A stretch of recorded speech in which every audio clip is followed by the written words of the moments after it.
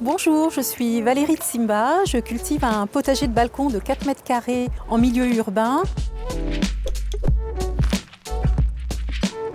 Pour démarrer son potager, on peut commencer avec des graines ou des plants. L'avantage avec les graines, c'est qu'on va avoir accès à une diversité de variétés très importante et on va pouvoir aller choisir une variété spécifique.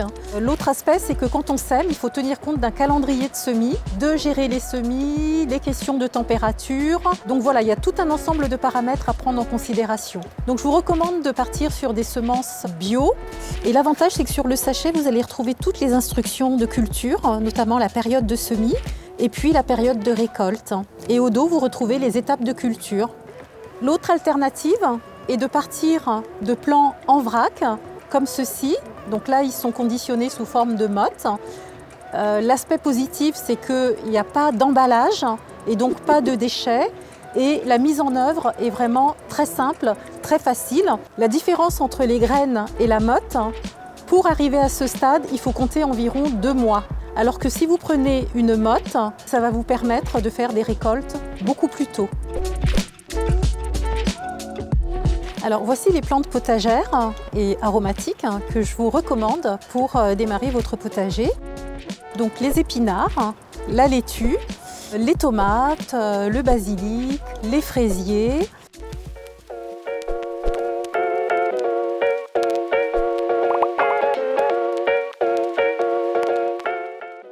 Je commence par mettre des billes d'argile dans le fond et ces billes d'argile vont faciliter le drainage. Je poursuis avec du terreau horticole ou potager, riche en éléments nutritifs, notamment des oligo-éléments. C'est un terreau qui est formulé de manière à assurer une bonne rétention d'eau, ce qui est très important pour une balconnière. Donc je viens positionner mes mottes préalablement humidifiées. Je vais simplement faire un petit trou. Ensuite, j'insère ma motte et je ramène un petit peu de terre autour de la motte et avec le plat des doigts, je viens tasser. Alors, je viens combler certains espaces avec des plants de mâche. Alors, l'avantage de mettre des mâches, c'est que c'est une plante potagère avec un développement relativement faible qui ne va pas prendre de place. Et par ailleurs, si on récolte feuille à feuille nos épinards, nos laitues, les plants ne vont pas se gêner entre eux. J'ai choisi de mettre une hoya à planter. Une hoya est une réserve d'eau avec une partie poreuse. On va ajouter de l'eau et ça va permettre un arrosage par capillarité.